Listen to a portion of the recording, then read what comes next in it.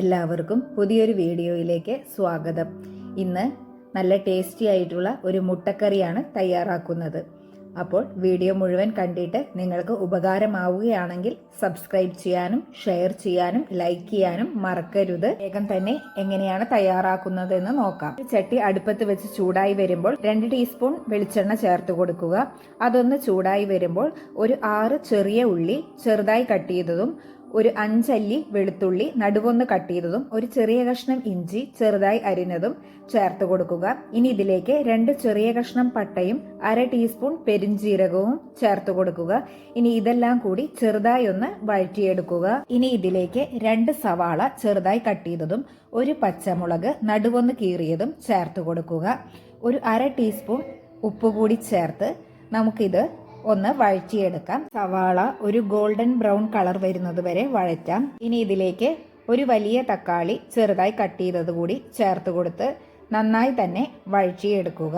ഇതേ സമയത്ത് തന്നെ മറ്റൊരു പാൻ അടുപ്പത്ത് വെച്ചിട്ട് അതിലേക്ക് 1 ടീസ്പൂൺ മല്ലിപ്പൊടിയും, 1 ടീസ്പൂൺ മുളക് പൊടിയും, 1 ടീസ്പൂൺ കാശ്മീരി ചില്ലിയും, 1/4 ടീസ്പൂൺ മഞ്ഞൾപ്പൊടിയും, ഒരു 1/2 ടീസ്പൂൺ ചിക്കൻ മസാലയും ചേർത്ത് കൊടുത്ത് നമുക്ക് ചെറുതായി ഒന്ന് ചൂടാക്കിയെടുക്കാം. അതായത് അതിൻ്റെ പച്ചമണം മാറുന്നത് വരെ ചെറുതായി ഒന്ന് ചൂടാക്കിയെടുക്കാം. ചിക്കൻ മസാല ഇല്ലെങ്കിലും കുഴപ്പമൊന്നുമില്ല, ഉണ്ടെങ്കിൽ അതൊരു 1/2 ടീസ്പൂൺ മാത്രം ചേർത്ത് കൊടുക്കുക.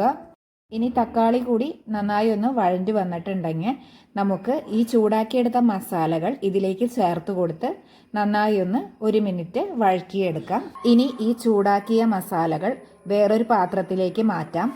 എന്നിട്ട് ഒന്ന് ചൂടാറാനായിട്ട് വെക്കാം. ഈ പൊടികൾ ചൂടാക്കിയെടുത്ത അതേ പാനിലേക്ക് തന്നെ കുറച്ച് വെളിച്ചെണ്ണ ചേർത്ത് കൊടുത്തിട്ട് അതിലേക്ക് 1 നുള്ള് മഞ്ഞൾപ്പൊടിയും, ഒരു 1/4 ടീസ്പൂൺ മുളക് പൊടിയും, 1 നുള്ള് ഉപ്പും ചേർത്ത് കൊടുത്ത് ആ എണ്ണയിൽ ഒന്ന് മിക്സ് ചെയ്തെടുത്ത ശേഷം നമ്മൾ പുഴുങ്ങിയെടുത്ത മുട്ടകൾ ഇതിലേക്കൊന്ന് ചേർത്ത് കൊടുത്തിട്ട് ചെറുതായി ഒന്ന് മുട്ടകൾ ഫ്രൈ ചെയ്ത് എടുക്കുക.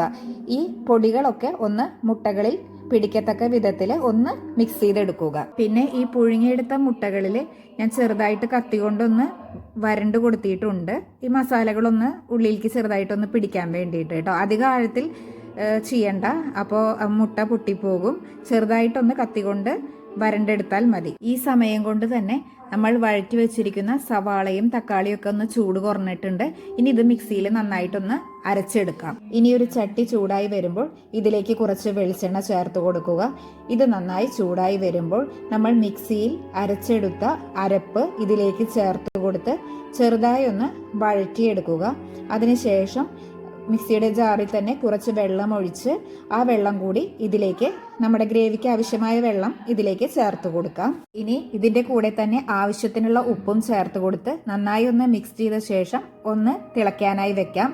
ഇനി ഇത് ചെറുതായി ഒന്ന് തിളച്ചു തുടങ്ങുമ്പോൾ നമ്മൾ പുഴുങ്ങി ഫ്രൈ ചെയ്ത് വെച്ചിരിക്കുന്ന മുട്ടകൾ ഇതിലേക്ക് ചേർത്ത് കൊടുക്കാം.